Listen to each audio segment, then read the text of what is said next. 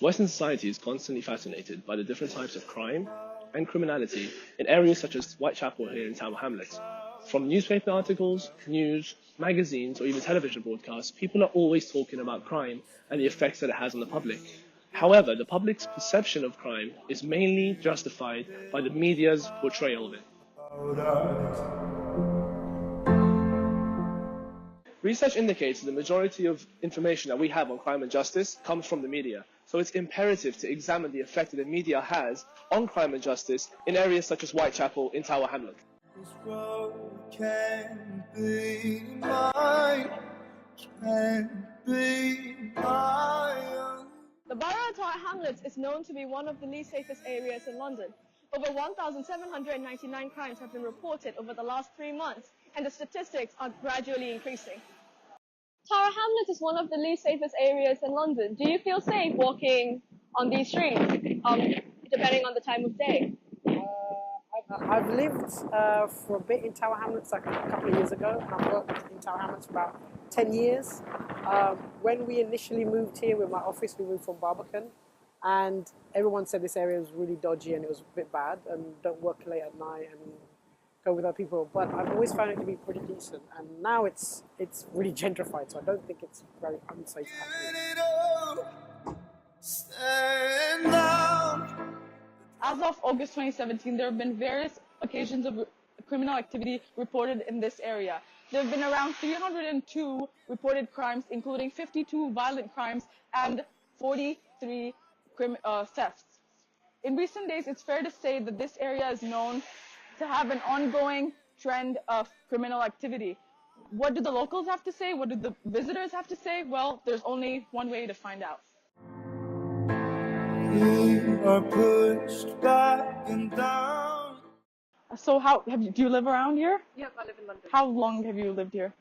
My whole life. Yeah. And have you heard of any crime in this area? In Liverpool Street, no, but across this area. What about like Whitechapel? Whitechapel, no, not really, not recently. Not really? Do you think that media has a big influence in like what goes on, what becomes national news and what doesn't? Absolutely, definitely. Do you have like an example of like one crime that blew up on the internet or like on the news? I can't think of one particular crime, but I definitely notice when there's a difference between races and how they portray it. Yeah. Immediately, if it's like a black or an Asian person, Mm-hmm. Their race and religion is automatically the first thing you see in the headline. Yeah. But if it's not, then it's sort of like, if it's a Caucasian person, then that's sort of, there's more sympathy, I guess, towards people from that ethnicity, but it just depends where you're from, really.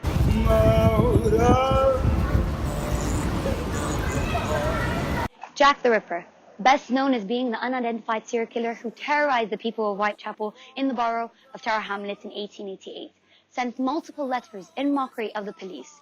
The police received an estimate 1,000 letters related to the case, some of them claiming to be from the murderer himself.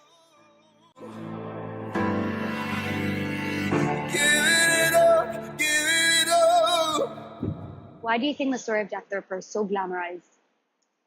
I think one of the main reasons is because I think it's partly about the kind of birth of the city as we know it now. It sort of became notorious, I think, within this area, that it's almost an opportunity to glamorize it and what he stood for in terms of how basically society had changed and everyone was now living in cities, and that story kind of chimed in a way with cities as this kind of cesspit of crime and perversion and stuff like that. And I feel as a symbol of that really resonated at the time, why it became kind of almost a celebrity. Oh, perfect. Thank you. And just one more question. How accurate do you think the perception of crime is in Tower Hamlets? Do you think it's accurate? I mean, personally, I haven't seen any crime take place while I've lived in Tower Hamlets. I've lived here for about 2 years. I don't really know what the perception's like. I think from outside there is a perception it's quite a poor area, therefore it's going to have quite a lot of crime, criminal elements within society in this area. But for me personally, I haven't seen that. There's a lot of different communities, a lot of different backgrounds, and I never really seen any tension myself. Everyone seems to be getting on with their lives and just generally going about their day to day. And down, drop these weapons now. We're walking in this life. East London, 1960s, home of the notorious Cray brothers. In March 1966, the Blind Beggar pub. This is the setting for an especially famous incident of crime. Ronnie Cray walks in broad daylight and shoots down a rival gang member, George Cornwell. Let's go and talk to some of the people and see what they have to say about the incident. We're walking in this life. It was all lots of gang sort of mafia type thing, but London based. And the Crays were sort of in charge of Bethnal Green. Yeah. Yeah. And down this sort of end was sort of the Richardson brothers. Yeah. And what happened, there were two gangs, and in the Richardson camp, the fellow called George Cornell, who had a bit of a thing with Ronnie Cray. Kept calling him the fat puff and all that sort of thing. Which obviously got his back up a little bit. Yeah. And then they found out one night that George Cornell was in this pub. And this was their pub. It was sort of on, their sort of territory sort of thing. And it was like, sort of thing, what's he doing on our sort of territory? And they found out he was on his own. So Ronnie Cray came down, with the driver, got outside, came in with a gun, and it was a 9mm, gun. Shot through the head.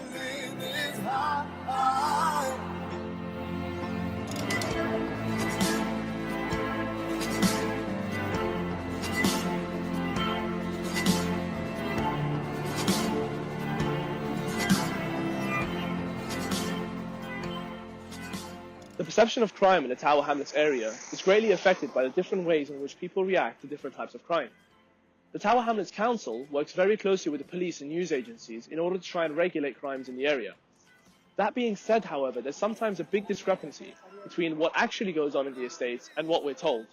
Let's take a look at what some of the people that live here have to say and what their perception of crime in the Tower Hamlets area really is.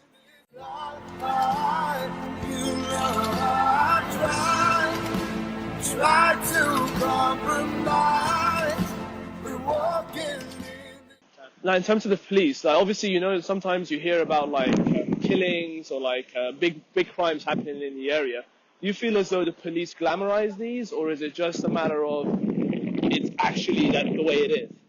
I feel like they report it over the top, they make it seem like this is a common thing when it's really not. Because it's you see these stuff, but they only happen very rarely, but then they news for around 3 months, when the truth is that kind of stuff rarely happens in an area like this. Do you think it rarely happens because the police is doing their job, or is it just it rarely happens because the people are civilized enough? I think it's because East London had this stigma in the past that it's a really dangerous area. Yeah. Obviously in the past there was a lot of drugs and fights, but that has pretty much died down. But I think because of the past, the police still view it in this way, and that's why they make the public see it. Do you think they do a good job, the police, in East London? No, personally not. Personally not. In the Tower Hamlets area, you don't think the police are doing a good job? No, not really. Is there any reason why you feel like that? Personally, because of what I've seen and what I've These weapons now, we're walking in this life. Given the primary and secondary research conducted today, it is fair to conclude the perception of crime in Tower Hamlets is accurate to a great extent. Even though there have been many criminal offences, some of them still prove to be less severe than often portrayed. These weapons now, we're walking in this life, walking in this life. Try to compromise. We're walking in this high, walking in this high, in this high, walking in this high.